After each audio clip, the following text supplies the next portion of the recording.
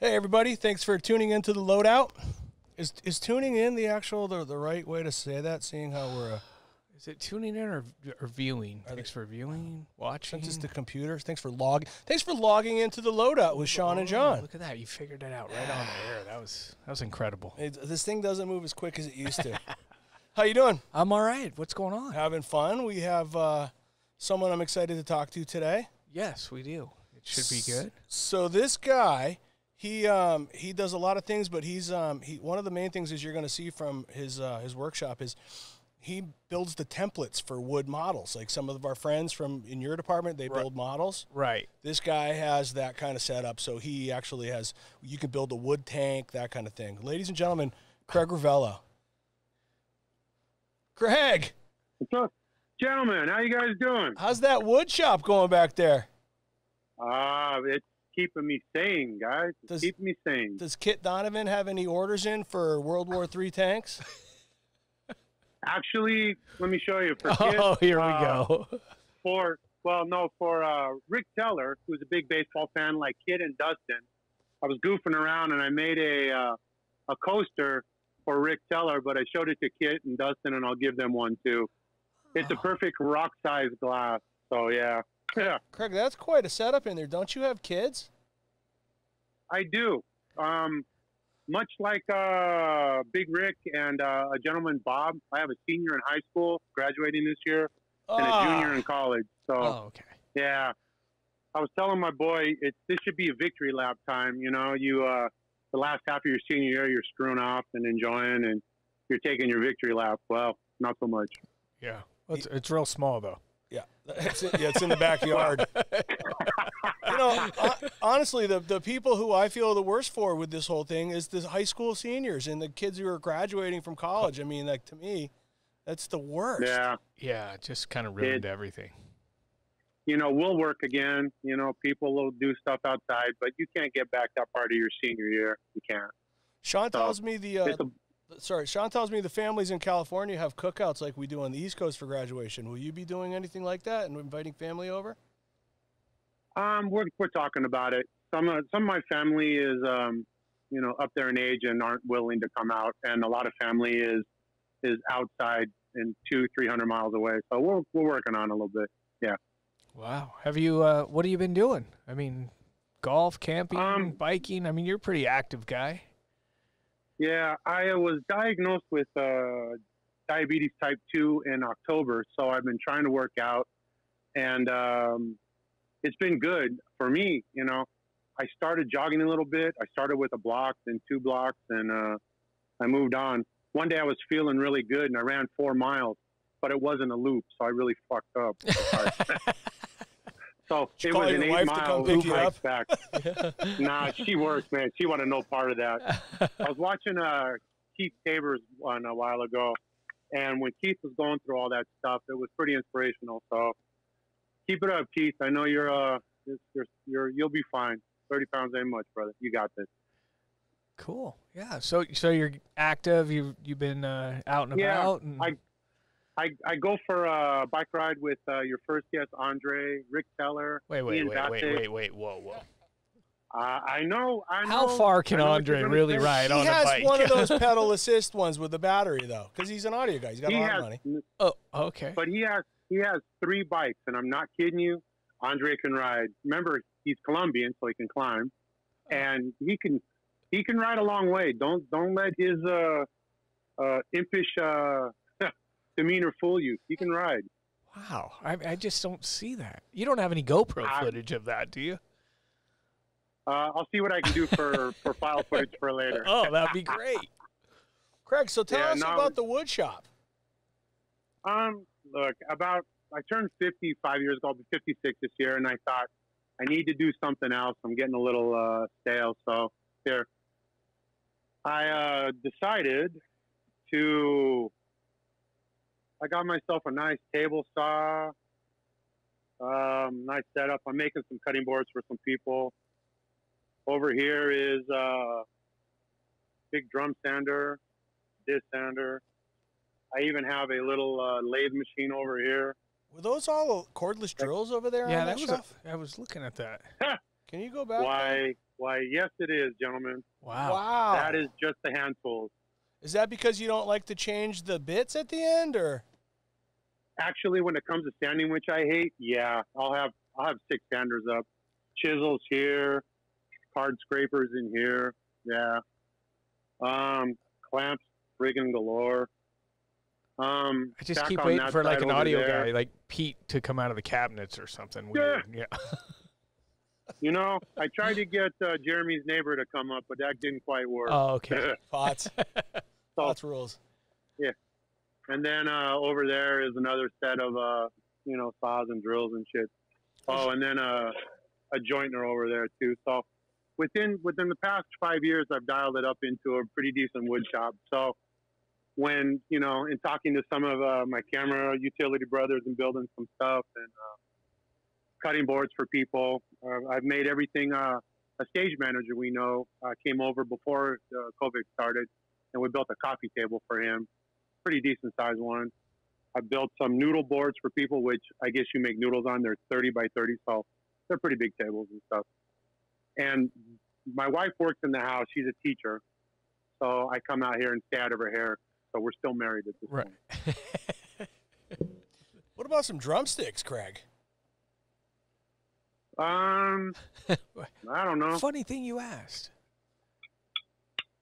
You made those? Yeah. Come on. No, but I'm with the lathe. I'm learning. So nothing professional, dude. But with all the time, I got to figure out how to turn this into a positive somehow, because this sucks for a lot of people. And you guys were talking earlier. We're all in the same storm, but in different boats. And our brothers on the New York side are certainly seeing a different side of this. Yes. I live in a house, and I don't think I'm losing my house.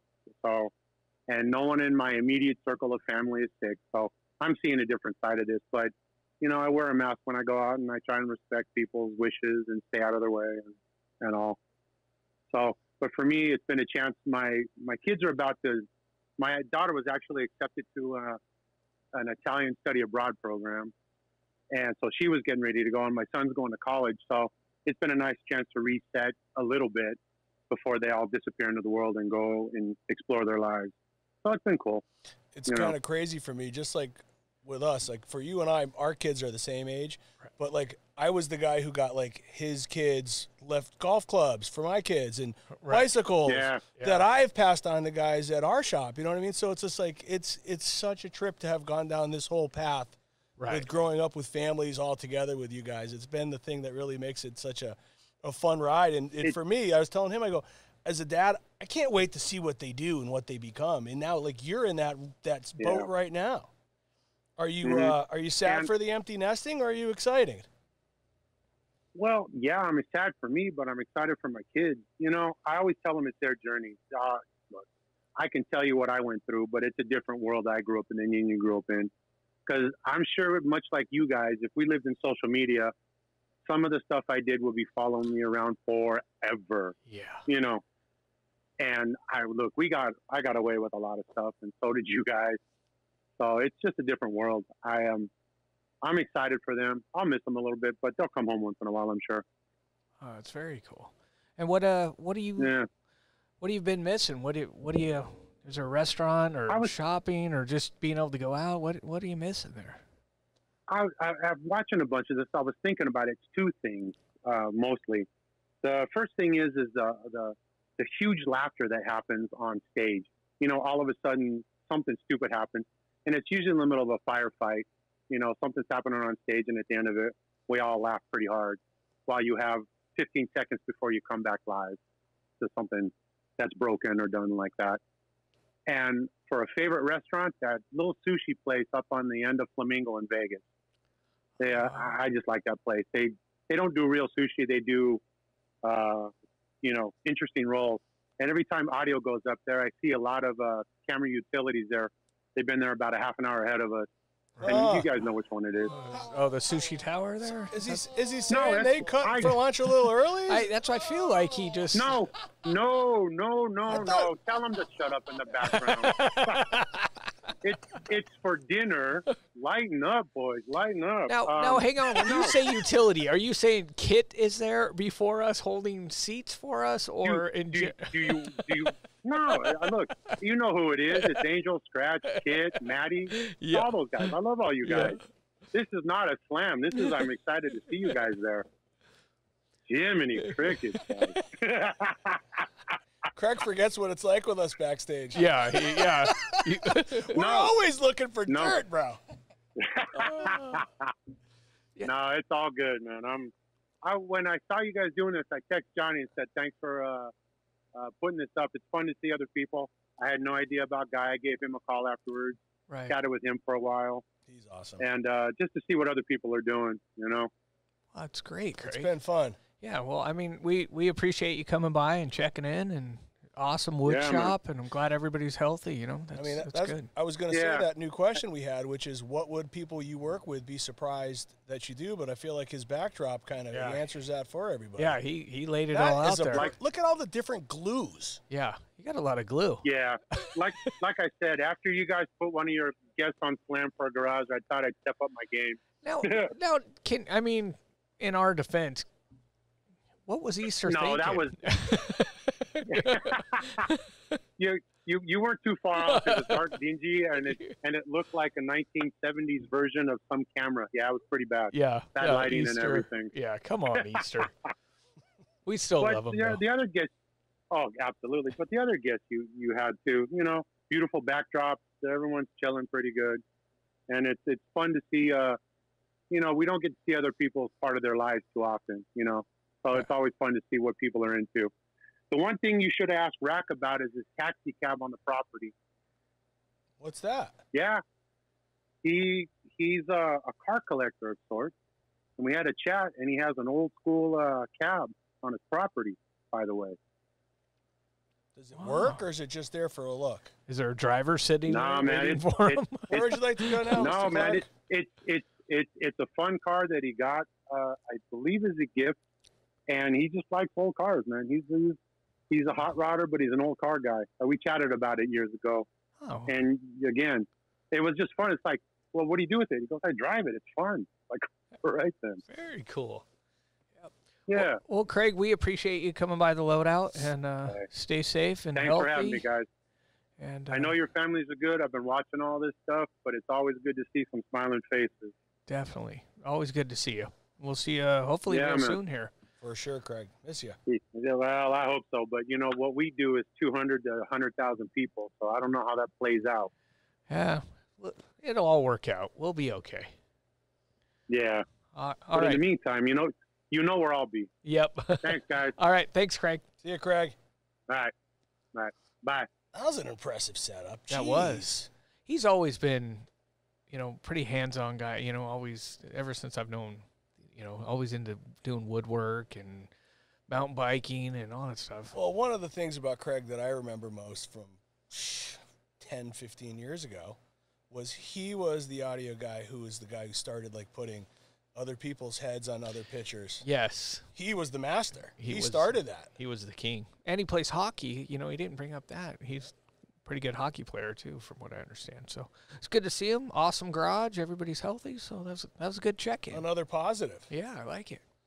Well, guys, thanks for checking in. And just a heads up, we have an email address. So we were thinking if somebody wants to reach out with a comment about Sean's, active wear that he wears, or anybody, or anything at this anybody point. who would like to be on the show, it's theloadoutshow@gmail.com. Right? Yeah, sounds good. So reach out, let us know what's going on. If you want to say anything about the guests, maybe we'll read out some things. Yeah, I like it.